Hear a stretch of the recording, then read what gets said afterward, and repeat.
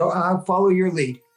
Well, everyone, welcome back to a very exciting episode of the Storybox podcast. Today, my friends, I'm delighted to welcome someone who's going to teach you all about positive life choice, psychology, lifestyle, the whole bit. He's a best-selling author of his brand new book, Aspire Higher, which we'll get into, no doubt, in this conversation. His name is Ken Linder. Now, for those of you that don't know who he is, he's the founder of Positive Life Choice Psychology, which is actually trademarked as well, and the Positive Life Choice Psychology Lifestyle, again, trademarked. Ken's calling is to envision what can be in people and to help craft the positive constructive and strategic choices and steps that will turn their great potential into a highly positive and productive reality. He's a graduate from Harvard University. He's got a number of other great qualifications to his name too. He's incredibly smart. So I kind of feel like I am above my britches for this conversation. But Ken, can I welcome you so much to the Storybox podcast today, my friend? Jay, I'm thrilled to be with you and everybody out there. I am thrilled to actually have you here on the show, and thank you so much for making the time to be here. We just mentioned a moment ago that your book actually has hit on Amazon 2 number 1 best-selling spots, which is absolutely incredible. The book released today as we're recording this, which is November 16th for you and November 17th for me. So congratulations for all the things you are achieving, and I cannot wait to dive further into it. But before we do, I have a question that I would love to ask you, and I think you might like it, which is, what does success look like for you? Success, Jay, for me is a very subjective criterion and bar. To me, what it is that you love, that you aspire to do, is success. To me, it's personal. Mm. And I tell people all the time, one of the things that's so important when you're making life choices, when you're charting your life path, is to think about what you really want in your life, your goals, your dreams, the person you most want to be. Those are all subjective goals and bars. So the key is success is if you're living your best life, if you are fulfilling your potential and attaining your dreams, then you're a huge success. Mm. And if you're happy and you're fulfilled, you're even a bigger success. I love that answer. When was the moment for you, Ken, that you realized this, in fact, was success for you? Has it been this gradual thing for you over the course of your life where you've kind of had those little moments, or was it more of a catalyst moment somewhere in your life? Well, Jay, I was this late blooming, overweight, clumsy youngster. And part of that came from the fact that my mom was always with me as a stay-at-home mom, but my dad worked 6 days a week and many evenings. And as a young person, 3, 4, 5 years old, I believed that my mom must love me because she's always with me. But my dad doesn't love me because he's never there.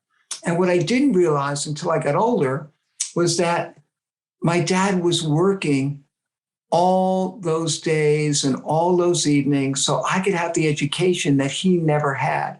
So he wanted me to have a stay-at-home mom who could be with me and be there for me. And he was going to be the provider.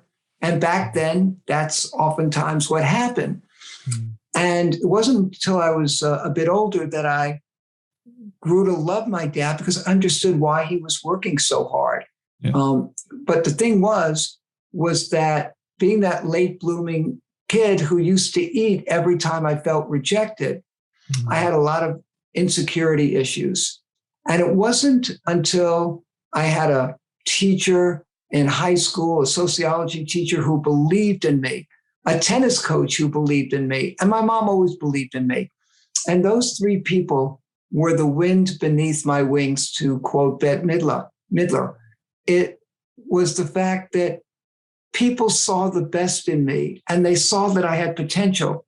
And eventually I came out of it and I fulfilled a lot of my goals and dreams as the years went on. So my mission in turn is to see what can be in others and help them choreograph the steps, help them make the choices that will help them self-actualize and be all they can be. So really, my mission started when I was very young, and that is to see the best in individuals and help them get there. You mentioned there, Ken, that you were quite a late bloomer. Now, yes. I am curious for those people that don't know, like they are kind of like, I guess you could say, late bloomers themselves. What kind of advice would you give to them to help aspire to become better in their life, to find their purpose, to find their calling, so to speak? What advice would you give to them? Well, first thing I would say, Jay, is don't worry about where other people are, because I wasn't as coordinated as others early on, but yet I wound up playing #1 singles and doubles for Harvard. I actually beat Arthur Ashe when I was in college in an exhibition match when he was 5th in the world. I've won national titles in 2 sports. So it doesn't matter where you start, but where you end up and how you evolve and how you grow. And you don't have to be a national champion. I'm just using that as an example because I was a late bloomer, but I did not give up on myself. I didn't compare myself to other kids' more advanced stages of development in athletics, in academics, and in other areas. I just was a slow starter. So don't get down on yourself. Continue to believe in yourself. Know what it is that you do really well and pursue it. And also know what you love. Know what makes your heart sing. And those are important things for you to pursue. But I would say the biggest thing about late bloomers is don't worry. You will get there. Just be patient with yourself and believe in yourself. Is it more important for you to believe in yourself than, say, others believing in you? I think, interestingly enough, at the beginning, I think it helps to have both. Yeah. Because you want somebody, a parent, or somebody that's important to you to believe in you too. It does give you the confidence oftentimes to go on, because if they believe in you and they think you're okay and doing fine, it really helps. But at the end of the day, it's your life and you need to believe in yourself, because people get jealous and people have their own subjective sort of agendas. Yeah. And if somebody criticizes you because they're feeling badly about themselves or they're jealous, you can't fall like a house of cards because you're not getting that positive reinforcement from others. At the end of the day, your belief in yourself must be embedded in your heart and in your psyche, that you know that you can do it and you know what you're doing is right and all of those things. And sometimes, you have to take the road less traveled, and you just have to be your own best person and not worry about the applause of the crowd. Because I'll tell you, the applause of the crowd goes away really quickly. Yeah. And then you're left with your good or bad decision and the path that you've taken. Mm. And I talk about that a good deal in Aspire Higher as not to worry too much about others' expectations for you. Just be the best you can be. Yeah. And nobody achieves perfection. Just be the best you can be. Mm. And I think there's a lot of people that are chasing mere satisfaction rather than trying to attain fulfillment. And I really believe that once, like, self-belief is a powerful motivator and a powerful inspiration for one to move forward in their life, as well as it is having those people to support you. Because otherwise you're like, well, no one's giving me a shot here. What do I do? So I keep going, or what do I do? So I guess my question to you, Ken, would be, is self-belief, what does that really look like in the grand scheme of things? If we were to like really hone in on it and break it down, what does it look like? Is it better? Is it more than just saying, I believe in myself, or is it you actually persistently going out and doing things in your life despite the obstacles that you may face? Well, Jay, I think there are 2 answers to that come to mind.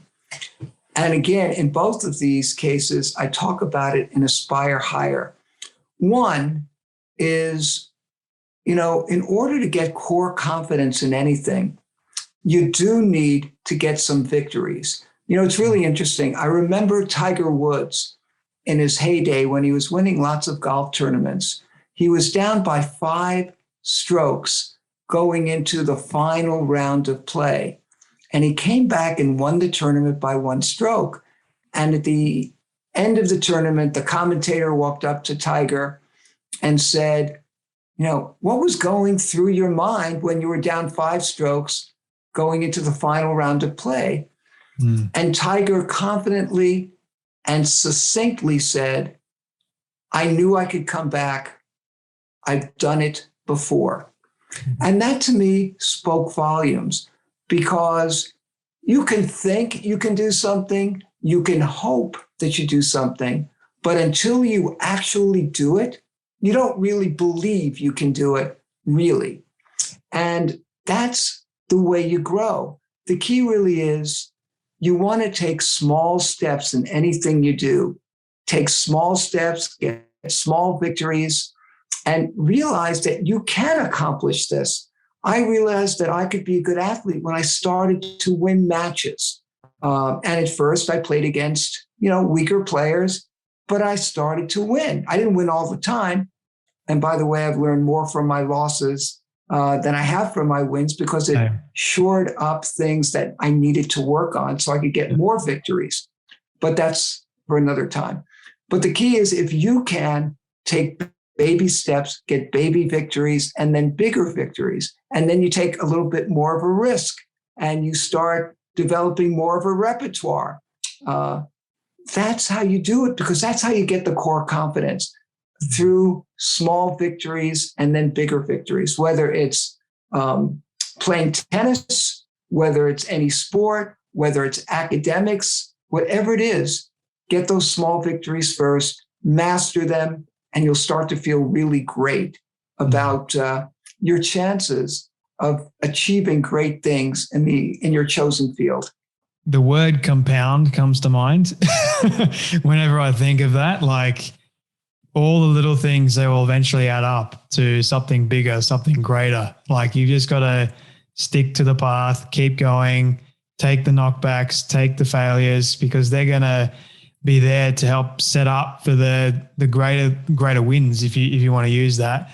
And they help build confidence too. That's what I've noticed in my life. But I've also noticed as well that most of the time I've been thrown in the deep end of life and either been told to sink or swim.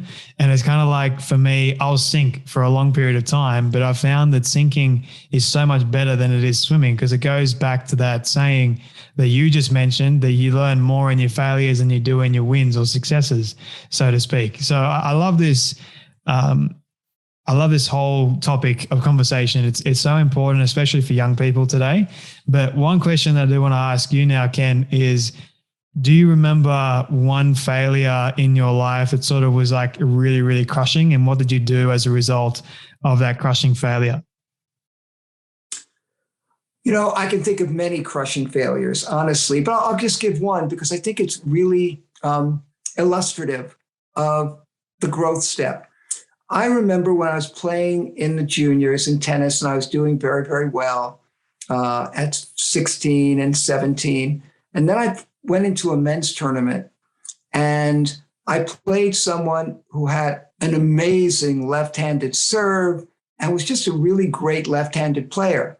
I too am left-handed, but I wasn't used to somebody who really knew how to serve well and was left-handed. And I was confounded by the spin, because it's different than a right-hander spin. And I wound up losing pretty easily, 6-1, 6-2. And I was so deflated when I came home. I mean, I wanted to throw my rackets away and never play tennis again. And after a day or so of my mom letting me cool off, she came into me and said, okay, Kenny, let's figure out what the constructive solution is for this. And I said, well, what do you mean? She said, well, you need to figure out how to play a left-handed player. You're just not used to it. So she said, my idea is you should get a left-handed coach and let him show you how to navigate that different footwork when you're returning a left-handed serve. And I went, interesting. And I went to this left-handed coach who turned out to be an amazing coach for me. And a year later, I played the same gentleman. And I beat him like 6-2, 6-2. And that was one of the great life lessons that I will ever have, because that night I said to myself, you know what? Had I not lost, I never would have realized that there were things that needed to be corrected constructively. Yeah. But we found that constructive solution. And now I crushed him. And the feeling of elation, of accomplishment, but also understanding how to navigate through defeats. And that, interestingly enough, a defeat, if taken correctly and you learn from it, is really your first step toward gaining a much bigger victory down the road. So it was a great life lesson for me that I was crushed by the defeat because I didn't know how to, I just didn't get why I was beaten so badly. But I learned and found the constructive solution. And as I said, my first step towards a great victory a year later. I think failure or making a mistake like that is truly an amazing gift, because if you allow it to show you all the areas that you need to either improve or get better at, because I don't believe that none of us have made it, quote, so to speak. But if we can learn from those failures, we can be so much better in life. We can reach our greatest potential if we just allow those failures to serve us in the right capacity, not we serve it. But so many of us, we serve the failure so much so that it takes our energy away. It takes our ability to believe in ourselves once again, all these areas of our life. So I guess for a young person at the moment that is kind of crippled right now, and they're in a stage or a season of their life where it's just constant like bombardment of failure after failure, and they feel like they're a failure, how can we help navigate them out of that failure into becoming, I guess, more positive and healthy and happy? Well, this is a great question, Jay, because you're allowing me to give my second story, which I really wanted to give. So I'm sitting with you today, Jay, because I'm an author of 6 books. However, when I first started, I wanted to be, I'm talking about 25 years ago, I really wanted to be a self-help author. And I wrote this book that I thought was great. And it was turned down by every publisher because they didn't think I had the credibility, the cachet. I wasn't a psychologist, wasn't a doctor. They just thought I had nothing going for me. I had no game. And they rejected the book. And there were so many rejections. And I went back to the drawing board and I said, okay, one of the things that I tell my clients is lead with your strength.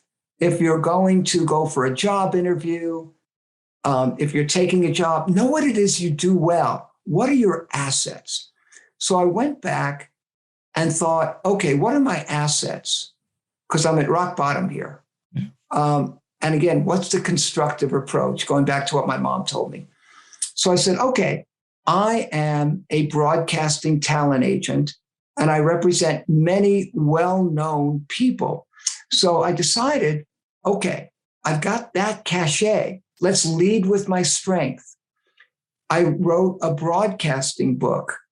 And it was about how to make decisions that will allow you to fulfill your potential by giving you the information you need to make great life decisions in broadcasting.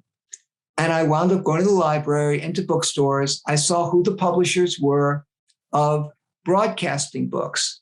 And no agent wanted to represent me because it was going to be a very small book. And I sent the book out to 5 different publishers.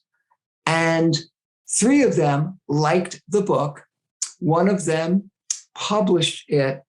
And all of a sudden, okay, I'm now in the club. I am now an author. And then I was giving a lecture about a year later at this television and broadcasting seminar. And to move things along, I was talking about how to make emotion-free, cognitively clear decisions.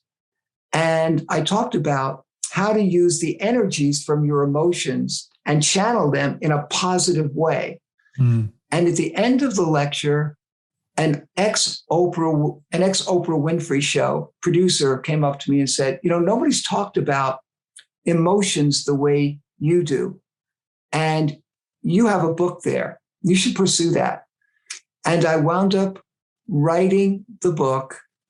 And this time it took, because I was already an author, I had a little bit more credibility.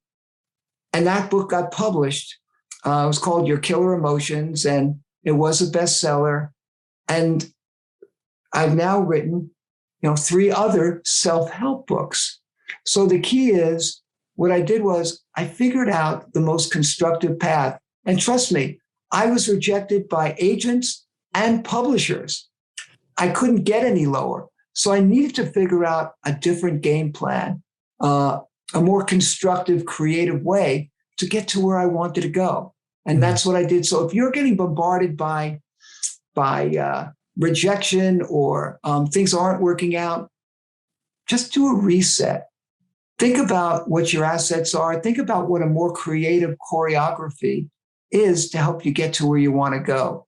So many people who have succeeded have had to deal with so much rejection.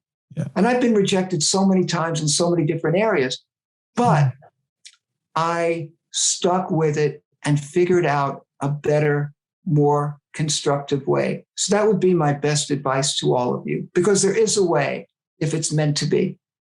I was, for those people that are watching the video, I was smiling the entire time Ken was telling that story, because I resonate with it so much. Like at the moment, I'll tell Ken a quick story, and then my audience too, because I'm in that story box, right? It's a story box, exactly. So we've got to share many stories. It's like a must. So I'm in that stage of my life at the moment where I finished my first ever book, and I was sending it out to agents, to publishers, to everyone.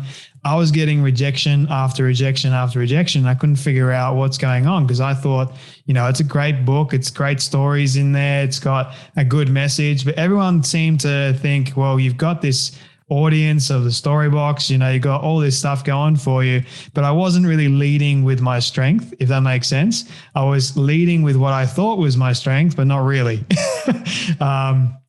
So I had to go back to the drawing board again. And since no agent would believe in me, they kept telling me that I didn't have a big enough audience, I didn't have reach, I had no credibility, nothing. I was just like, okay, well, if you're not going to believe in me, then I'll believe in myself and I'll give it a go myself. So that started the process of me researching, finding a bunch of publishers, editors that I thought would fit well with the book, very much like what you did, reached out to a bunch of them. And yeah, so I completely understand how that has worked out, because I was in the very same period, and I'm 25 years old at the moment. So I know I'm still really, really young. And I had like so many agents and publishers ask me the question of, you're 25 years old, who's going to want to read the book of a 25-year-old that's got wisdom, advice and all that? And I had to turn it around. I had to make a negative into a positive and say, this is why I believe that the book will do well, X, Y, and Z. So it was that process, Ken, I think you understand this as well, of just, even though there are a bunch of negatives being thrown at you, you just practice, and practice makes progress forward, that once you do practice it, you're turning the negative into a positive all the time. And nothing is like, you want to give them as much positive deflection as you possibly can, so that they cannot say no. That's the way Absolutely. I saw it. So I thought I'd share that long-winded I love that story. as well. And that really is so insightful, Jay. I mean, when you are able to turn around a negative into a positive and figure out what it is in their self-interest, what is going to make them money, what is going to give them success. And if you can also turn it around that way so they are invested in you because they think good things are going to happen for them, that also is a very good way to turn the tables and the tide. Mutual benefit, right? Mutual benefit, you bet. Yeah. So I wanted to ask you, Ken, what led you to writing your current best-selling book at the moment, Aspire Higher? Well, I've always been about studying how important our choices are in our lives. I mean, choices are like train tracks. You know, trains go where the tracks take them, and our lives are a reflection of our choices, what decisions we make, what choices we make. So if we can make great choices, the chances are we're going to have hugely fulfilling, exciting, and highly productive lives. And I watch the news a lot because it's my business, Jay. And every night I would watch and see stories of, about the devastating effects of COVID and global warming and rampant shootings and rancor and racism and rising inflation and missiles being tested. And there's just so much negativity. And I would talk with people and I feel like they're getting demoralized. They feel emotionally and psychologically stuck because they don't see a way up or a way out of these troubling times. So I decided to write Aspire Higher because I wanted to give everybody the clear and actionable steps for them to make positive life choices that reflect their highest self, their highest goals, and their highest values. And I believe that if you can make these empowering choices, you begin to instill positivity and love and peace and strength and highest life purpose in your life. And you also are motivated and have the confidence to elevate your life in the most wonderful ways. So especially for the holidays, before the new year, new me jumpstart, I wanted to make sure that I got my book out to give people the chance to make choices that will really change their lives for the so much better. The word aspire, I don't think we use quite often in the English vocabulary, which Right. I think does need to change. So why did you use the word aspire?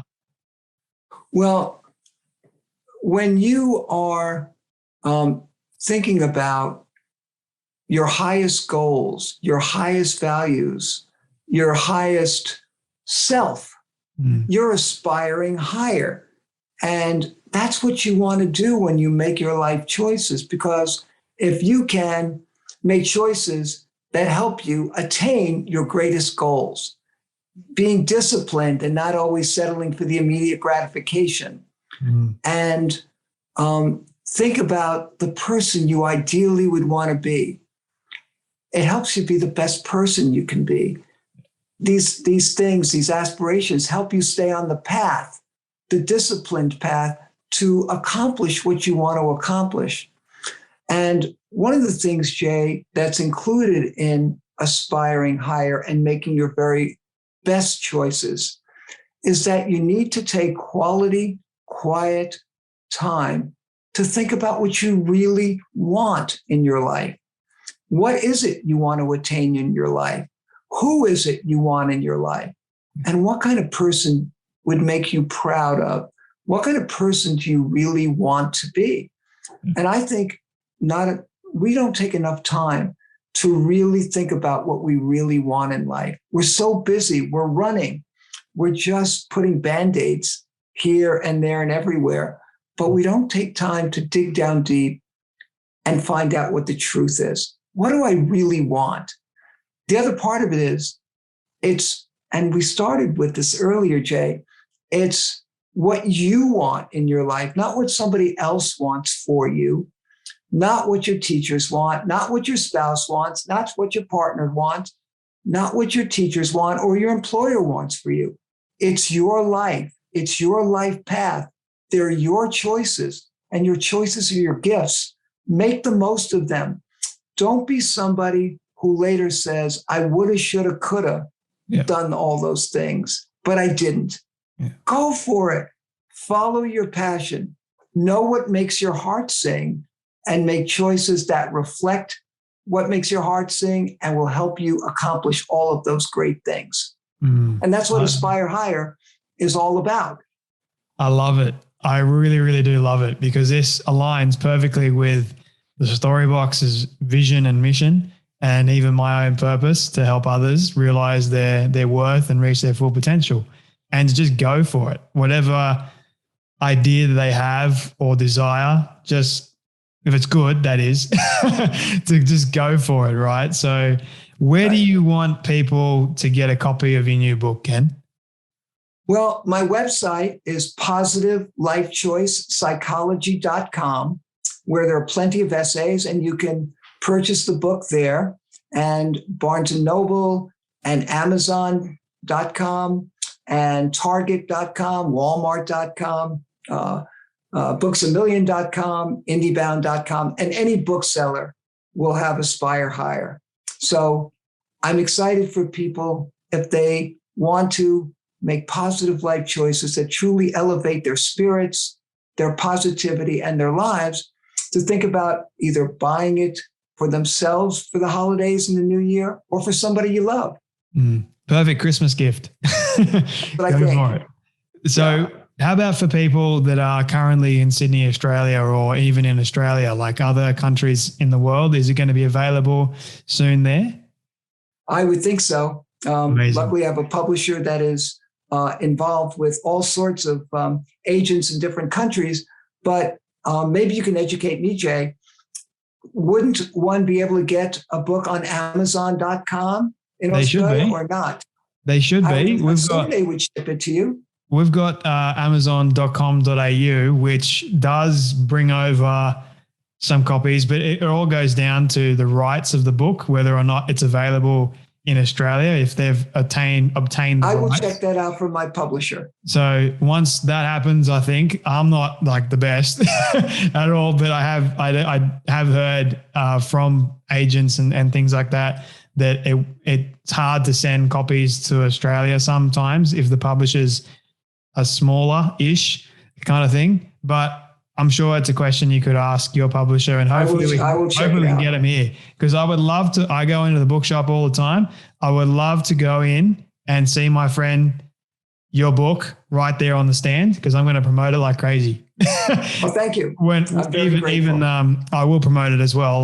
But even if I do see it, a physical copy of what I'm saying, yeah, I love doing that for all my friends. Love seeing all my friends' books in stores. So anyway, Ken, this has been honestly a great conversation for me. It's been very inspiring for myself and very helpful. I needed to hear that story that you shared just a moment ago as well, to keep me going, and all the wisdom and the advice you've been pouring out during this conversation. So you're honestly amazing, Ken. I want to ask you my final question, which is literally my favorite question. I ask all my guests at the end of our conversations. It's a hypothetical one, but I want you to imagine with me for a moment that you've been able to reach the age of 100. All your friends and your family have decided to put together a film for you of everything you've ever said and everything you've ever done. Don't ask me how in the world they got it all. We'll just call it magic for the sake of argument. But they've been able to get it and show it to you on your 100th birthday. What do you want that film to say and to show about your life? Well, first, I'd want that film to show my beautiful family. I've got a wonderful wife and two beautiful kids that I love like crazy.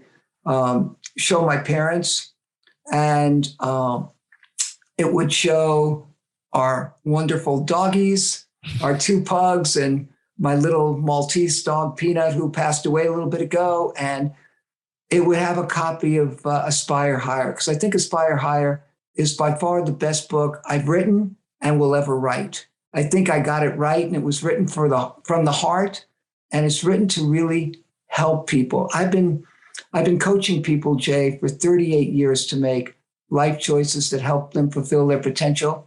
everything I know is in Aspire Higher. So Aspire Higher would be the book that they would have in that film. Was the entire book a very vulnerable experience for you, or was there like a particular chapter that was the most vulnerable for you to write?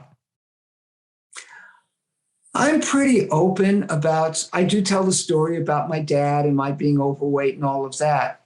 I think one of the chapters that was maybe the most emotional for me to write was the one about my belief that when people pass, that their energy lives on, and that the people you love are still with you, but their energy is just on another plane.